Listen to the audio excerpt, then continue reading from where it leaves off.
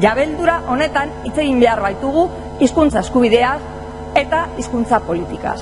Hori da jakin nahi duguna. Jakin nahi dugu nola bermatzen dituzue zuek hizkuntza eskubideak.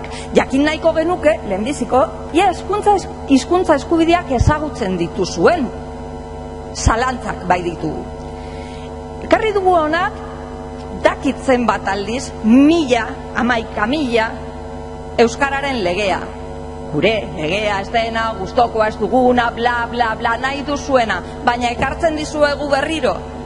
Oroitarazteko, herritar guztiek dutela administrazio publikoarekiko harremanetan euskara zein gaztelania erabiltzeko eskubidea.